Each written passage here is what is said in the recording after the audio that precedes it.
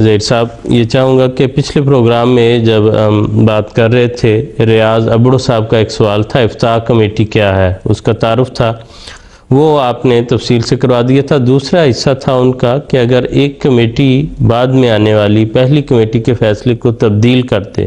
تو جن لوگوں نے پہلے حکم کے مطابق عمل کیا ہے ان کے بارے میں کیا کہا جائے گا؟ بات دراصل یہ ہے کہ جیسے اس کے تعارف میں نے عرض کیا تھا کہ یہ کمیٹی کوئی اس طرح نہیں ہے کہ چند بندوں کی کمیٹی ہے اور وہ خود ہی فیصلہ کرتی ہے اور خود ہی اس کی تبدیل کرتی ہے۔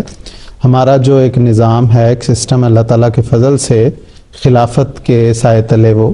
پروان چڑھتا ہے،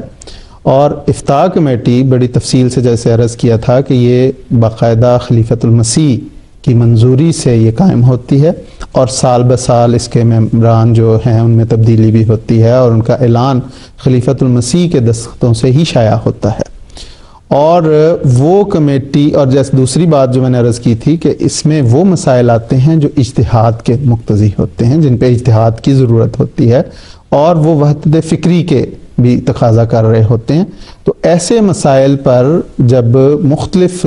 مرور زمانہ کے ساتھ، زمانے کے بدلنے کے ساتھ، حالات کے بدلنے کے ساتھ ان حالات میں بھی تبدیلی آ سکتی ہے، لیکن جب بھی کوئی فیصلہ ہوتا ہے اس مجلس افتاء کا، وہ فیصلہ خلیفۃ المسیح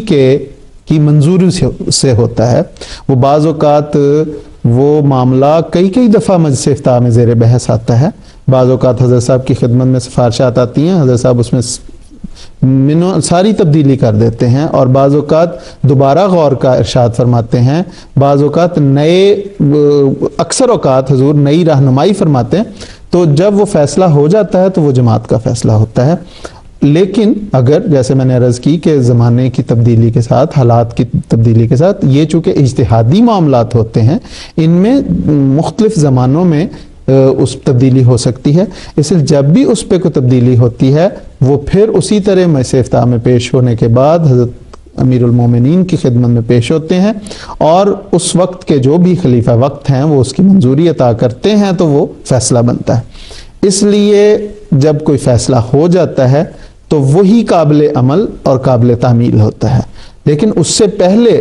اگر اس میں تبدیلی تھی یا پہلا پرانا کوئی فیصلہ تھا اور اس وقت اس پہ لوگوں نے عمل کیا تو انہوں نے بالکل درست کیا، اور انہیں کرنا بھی یہی تھا کیونکہ اس وقت وہی فیصلہ تھا، لیکن جب بعد میں اس میں تبدیلی ہو گئی تو پھر وہ تبدیل شدہ فیصلہ دراصل جماعت کا فیصلہ ہوتا ہے، اور اسی پہ عمل کریں گے۔ اور پرانے لوگوں نے جنہوں نے پہلے پہ عمل کیا وہ بالکل ٹھیک کیا، لیکن اگر کوئی شخص یہ اس سے سمجھے کہ چونکہ پرانا مجلس افتاء کا فلاں فیصلہ تھا، میں اس پر عمل اس وقت کروں گا جبکہ نیا فیصلہ آ چکا ہے، تو وہ اس کی بات قابل رد ہوگی اور اس پہ عمل نہیں کیا جائے گا، بلکہ چونکہ خلیفۃ المسیح نے اس میں تبدیلی کر دی جماعت کے علماء کی سفارشات کے بعد، اس لیے وہ اسی طرح قابل عمل وہ ہوگا جو حضور کا تازہ فیصلہ ہے، جو تازہ ترین فیصلہ جائے وہ قابل عمل ہوگا، نہ کہ کسی پرانے فیصلے سے سند لے کے کوئی بات جو ہے وہ اخذ کی جائے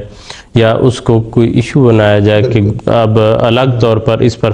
عمل کریں گے۔ لیکن جن لوگوں نے سابقہ دور میں اس وقت کے فیصلے پہ عمل کیا انہوں نے بالکل ٹھیک کیا، کیونکہ اس وقت کسی طرح ایسی بات نہیں کہ گویا نعوذ باللہ وہ گناہگار ہوئے ہیں، انہوں نے کسی غلط بات پر فیصلہ کیا یا عمل کیا، انہوں نے جو جماعتی فیصلہ تھا جس کی تصدیق اس وقت ہوئی تھی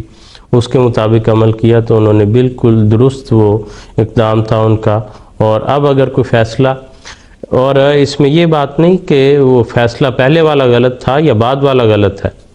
دراصل وقت کی ضرورتوں کے تبدیل ہونے کی وجہ سے بعض ایسی نئی ضرورتیں سامنے آتی ہیں کہ ان کو دیکھ کر جہاں تک اسلامی تعلیمات، اسلامی قوانین میں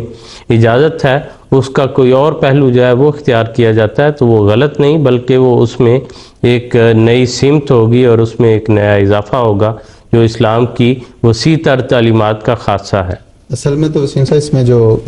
ایک اور بنیادی بات ہے کہ جو دراصل قرآن کریم کے جو احکامات ہیں وہ غیر مبدل ہیں،